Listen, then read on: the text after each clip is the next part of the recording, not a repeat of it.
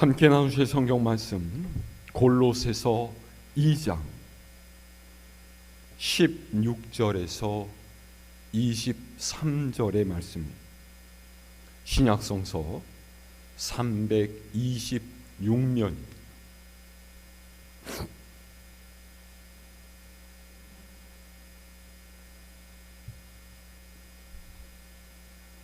골로새서 2장 16절에서 23절까지 제가 한 절 여러분이 한 절 한 절씩 교독합니다.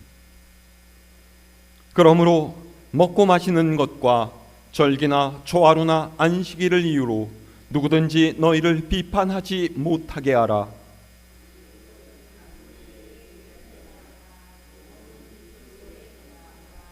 아무도 꾸며낸 겸손과 천사 숭배를 이유로 너희를 정죄하지 못하게 하라.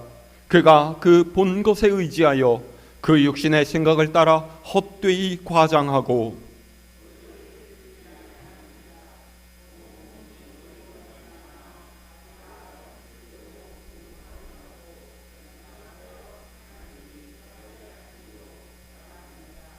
너희가 세상의 초등 학문에서 그리스도와 함께 죽었거든 어찌하여 세상에 사는 것과 같이 규례에 순종하느냐?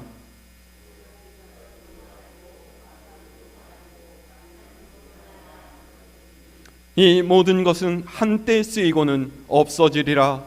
사람의 명령과 가르침을 따르느냐?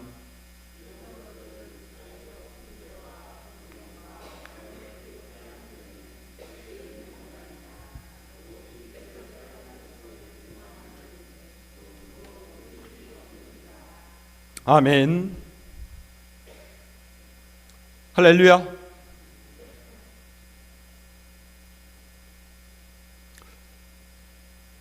지난 주일에 우리는 새생명 초청잔치를 열고서 전도 대상자들과 함께 예배를 드렸습니다.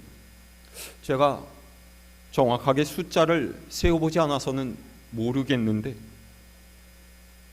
어쨌거나 한 30명 이상의 분들이 교회에 오셨던 것 같아요. 이전에 함께 신앙생활을 하다가 오랜만에 교회에 오신 분도 있었고요. 생전 교회라는 곳에는 한 번도 발을 들여놓지 않은 분들도 있었죠. 앞에 강대상에서 보니까요, 예배당이 가득 차 있는 모습이 얼마나 보기 좋았는지 모릅니다. 여러분, 전도는 그리스도인인 우리에게 주님께서 직접 주신 귀중한 사명. 1년에 한 번 새생명 초청잔치 때만 힘쓸 것이 아니라 우리의 일상 속에서 복음을 전하고 믿지 않는 이들을 주님께 인도하는 데 노력해야 할 줄로 믿습니다. 그리고 우리가 주의해야 할 것이 또 하나 있어요. 그것은 바로 숫자가 주는 유혹에서 벗어나는 일입니다.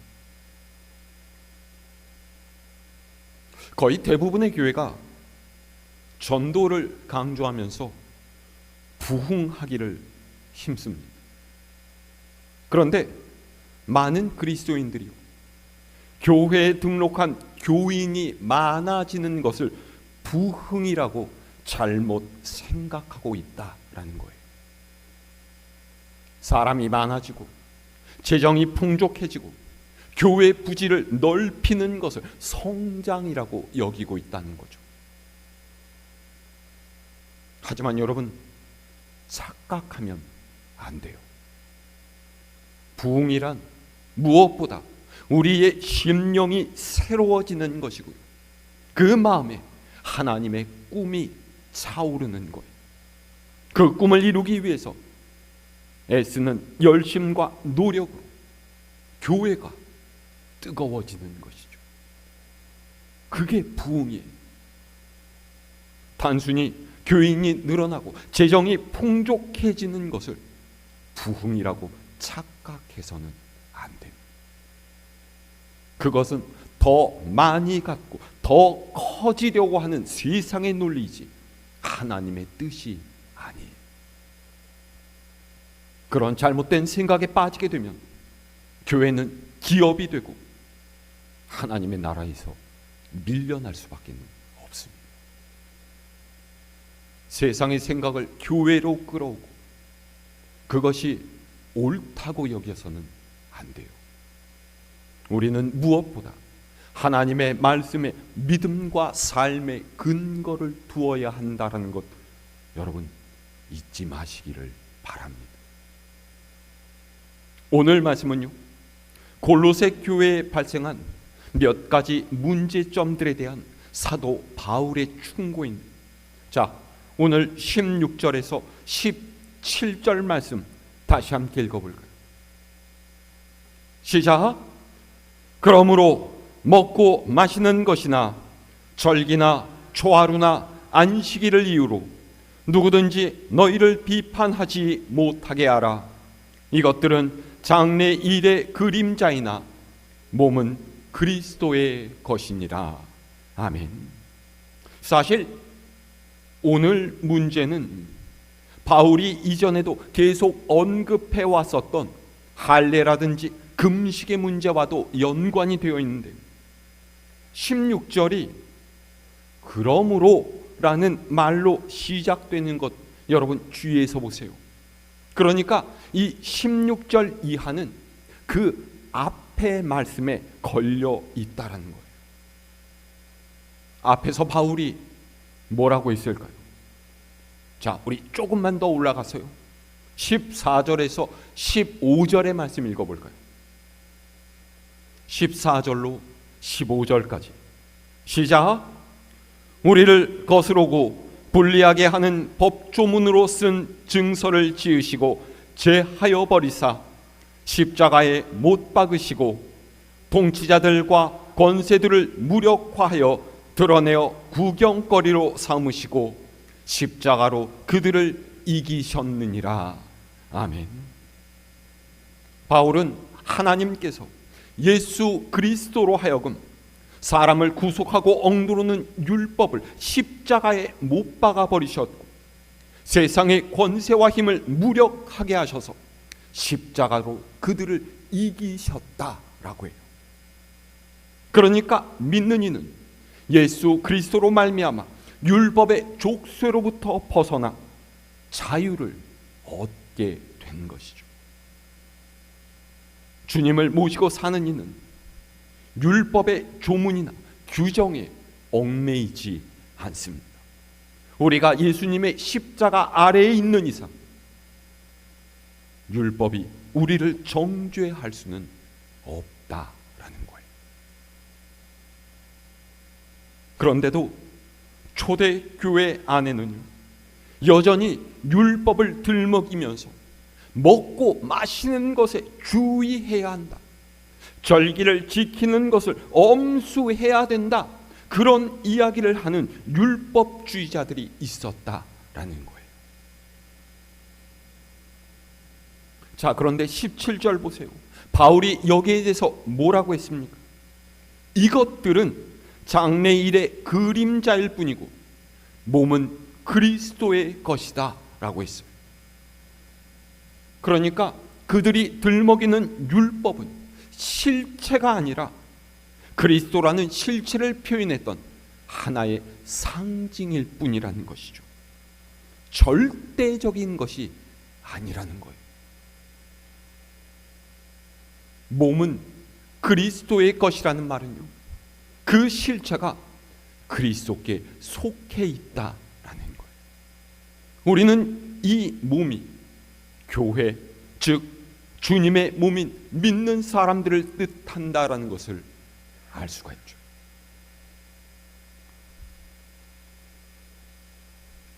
많지는 않지만 오늘날의 교회에도 이런 율법주의자들이 존재합니다. 제가 언젠가 들은 얘기인데요, 그 교회가 지금 75년 80년이 거진 다 돼갈 거예요. 제가 몇 년 전에 들은 얘기니까. 오래된 교회에서 본당 리모델링 공사를 하려고 했답니다. 여러 가지 막 좋은 의견들이 많이 나왔겠죠. 근데 이제 그 리모델링 공사를 하면서 앞에 보이는 정면에 스크린 설치하는 문제를 가지고 싸움이 일어났어요. 왜요? 왜 일어났겠어요? 어떤 사람들은 스크린이 잘 보이게 본당 가운데다가 빡 설치를 해놓고 십자가를 조금 옆으로 밀어놓자 그런 거예요. 그러니까 또 어떤 사람들 어떻게 말해요? 아니, 교회 본당 중간에 십자가가 있어야지 어떻게 거기를 스크린이 차지를 할 수가 있냐, 이런 거죠. 그래서 중앙에다가 스크린을 설치하고 십자가를 옆으로 좀 밀자 하는 사람들하고, 십자가는 중앙에 놔두고 양쪽으로 스크린을 째자, 이런 사람들이 편을 지어서 싸운 거예요. 아유,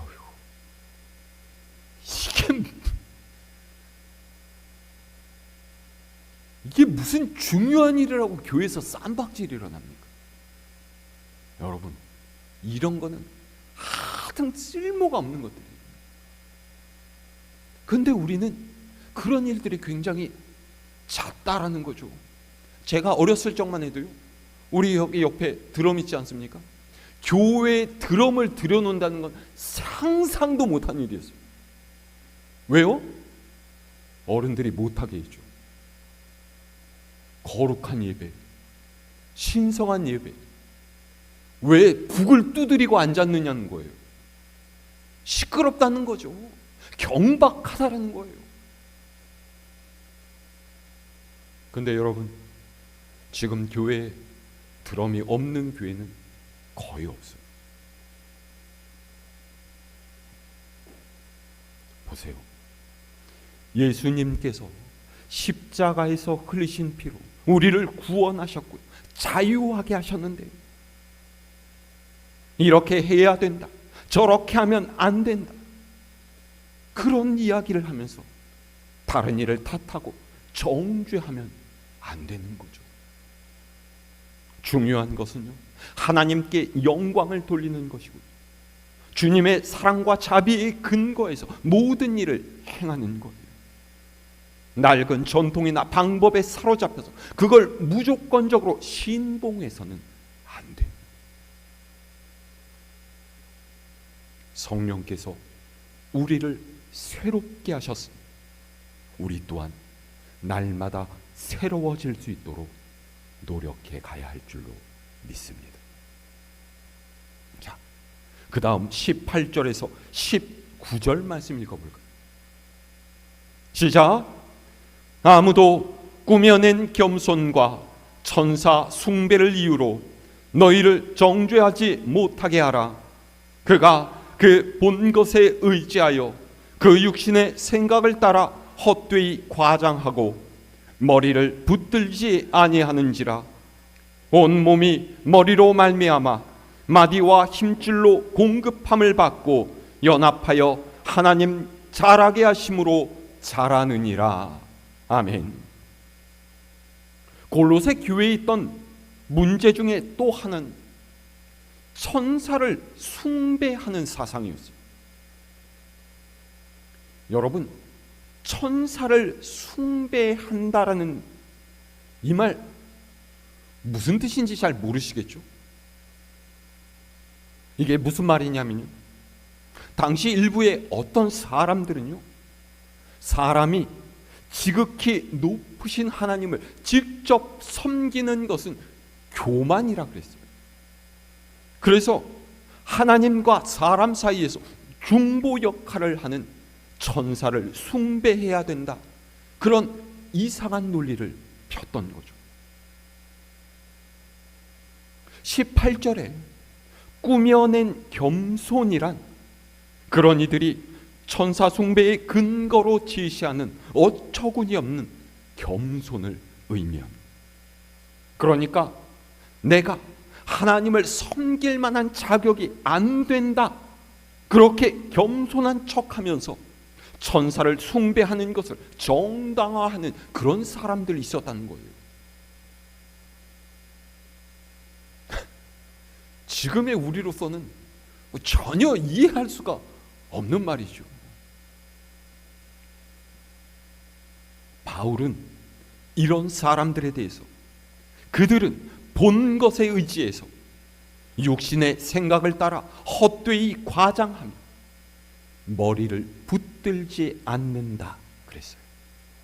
여기서 본 것이란 신비적인 의식에 참여해서 환상을 보는 것과 연관된 표현입니다.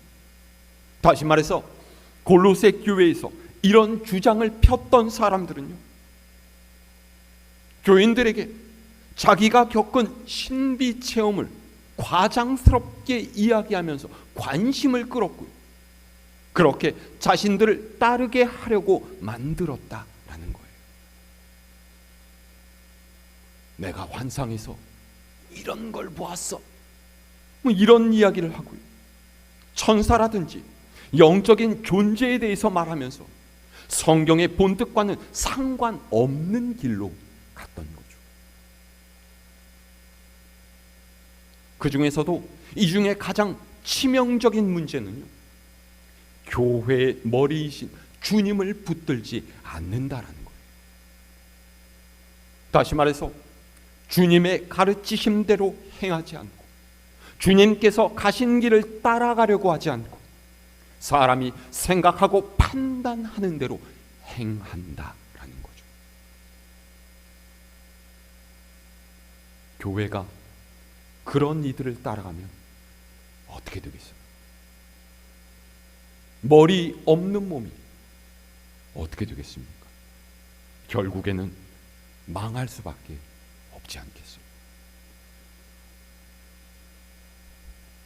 건강한 교회는 머리 되신 주님으로 말미암아 온 몸이 연합해서 균형이 잡히고 마디와 힘줄로 에너지의 공급을 받습니다. 예수 그리스도를 중심에 모시고 말씀을 따라 사는 교회는 그렇게 해서 건강하게 자라나는 교회예요.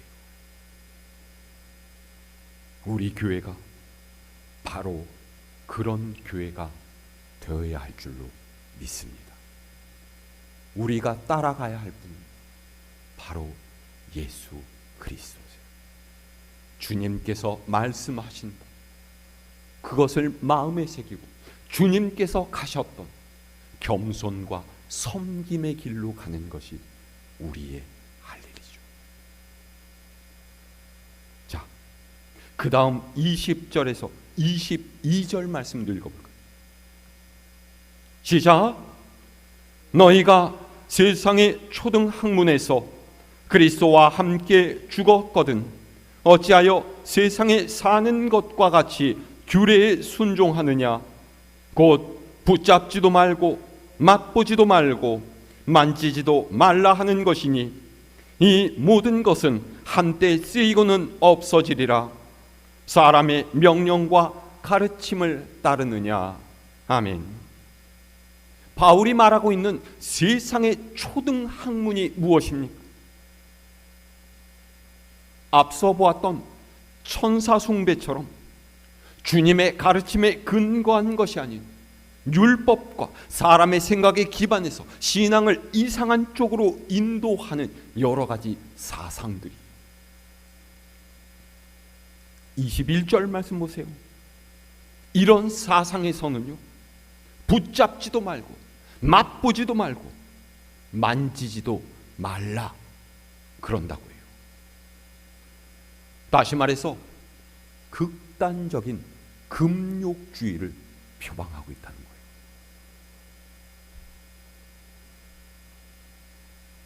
요즘은 안 그런 것 같지만요, 제가 어렸을 때만 해도 교회에 그런 말들이 굉장히 많았습니다.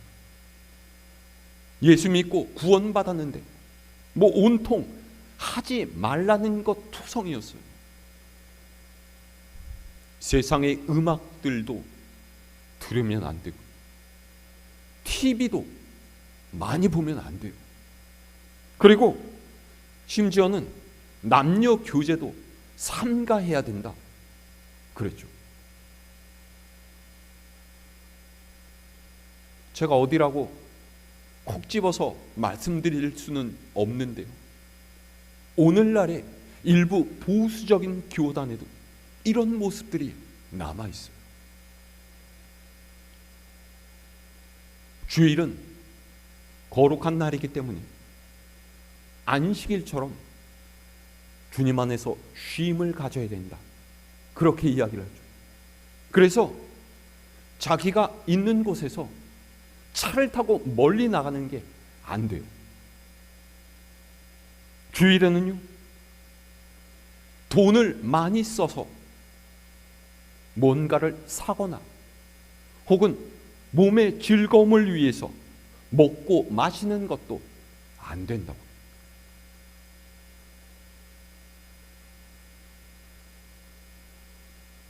이게 실제로 있는 이야기입니다. 그래서 제가 이게 무슨 우리가 유대교도 아니고 안식일을 지키는 것도 아닌데 왜 그래야 되냐 그랬더니 그것이 자기를 경건하게 지키는 것이기 때문에 그런다 그래요. 맞는 말일까요? 여러분, 그렇게 금지되고 안 된다고 모든 것들을 가두는 신앙생활 행복하겠습니까?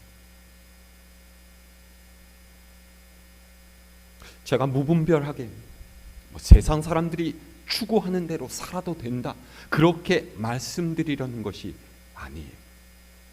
물론 덕을 세우지 못하는 행동은 끊어야 하고요, 세상의 쾌락을 추구하는 것들은 지나치지 않도록 삼가해야 되죠. 하지만 그런 것을 너무나 강조해서 주님 안에서 누리는 기쁨은 사라지고 자유는 없어지고 다만 경건을 추구한다는 명목으로 지적하고 정죄하는 일만 있다, 그게 정말로 하나님께서 원하시는 일이겠어요? 바울이 지금 이런 것에 대해서 이야기하고 있는 거죠.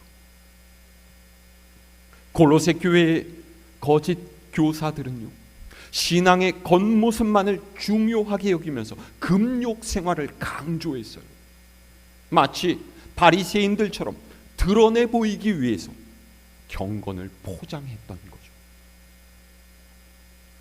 바울은 여기에 대해서 한때 쓰이고 없어질 것들이라고 해요. 그러니까 그것이 정말로 옳은 것처럼 너도 나도 그렇게 하는 것은 잠깐 있다가 사라질 유행에 불과하다라는 거예요. 왜요? 사람의 마음으로부터 우러나온 진실이 아니기 때문에, 시간이 흘러도 변하지 않는 진리가 아니기 때문이죠.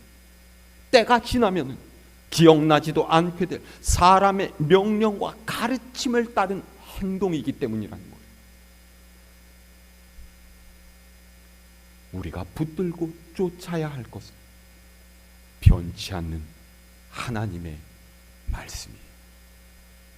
그 진리를 따라갈 때 우리 마음에서 기쁨이 우러나오고 우리 마음에서 감사가 우러나오고 하나님을 향한 찬송을 할 수 있게 되는 것이죠. 자, 마지막 23절 말씀 읽어볼까요? 시작. 이런 것들은 자의적 숭배와 겸손과 몸을 괴롭게 하는 데는 지혜 있는 모양이나 오직 육체에 따르는 것을 금하는 데는 조금도 유익이 없느니라. 아멘. 23절 첫머리에 이런 것들이 무엇입니까? 앞서 이야기한 율법주의나 천사숭배, 세상의 논리에 근거한 금욕주의처럼 잘못된 생각들이, 그들은 겉으로는 무엇인가를 절제하고 겸손하게 한다면서 또 외형적인 경건을 이루는 것 같지만 사실 육체의 정욕을 제어하는 데 조금도 도움이 되지 않는다라는 거죠. 한마디로 요란한 빈 수레일 뿐이고 껍데기뿐일 것이다 라는 거예요. 그런 것들을 쫓아가다 보면 겉과 속이 다른 외식적인 신앙인이 되어버려요. 남을 비판하고 정죄하는 기술만 늘어가게 돼요.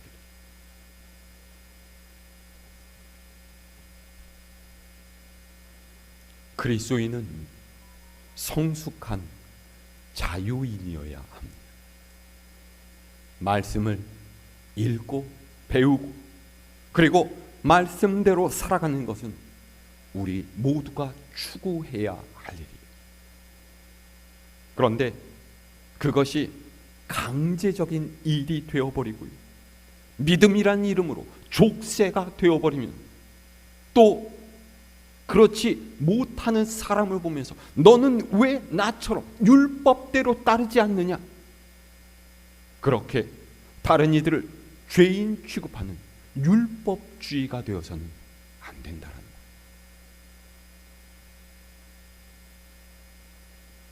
우리 올해도 성경 통독을 했지만은 여러분, 통독하는 것 힘드셨죠? 안 힘드셨어요? 힘들어요. 생각해보면 하루에 석 장, 넉 장 성경 읽어가는 게 그렇게 어려울 것 같지 않은데 막상 그걸 하려고 하면 힘듭니다.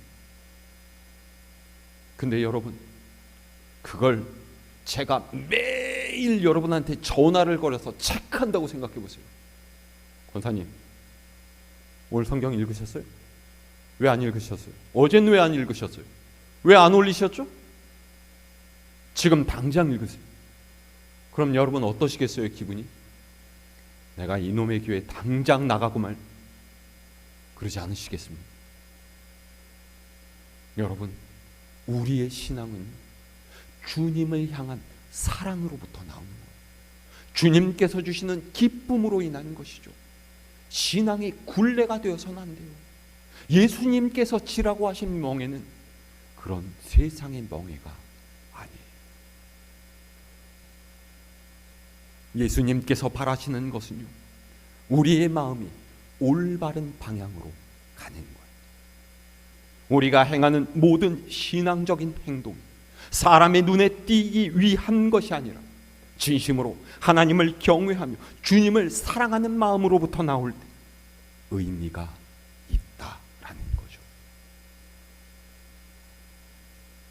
세상의 논리와 하나님께서 원하시는 바를 잘 구별하실 수 있기를 바랍니다. 내가 행하는 일이 누구의 눈을 의식한 것인지를 분명히 깨닫기를 바랍니다. 어리석은 생각으로 행한 일들이 우리를 주님으로부터 멀어지게 만든다라는 것 잊지 마시기를 바랍니다. 우리 마음을 살피시는 하나님께서 기뻐하실 수 있도록 우리의 몸과 마음을 온전히 하나님께 드리는 저와 여러분 모두가 될 수 있도록 우리 주님의 이름으로 축원합니다.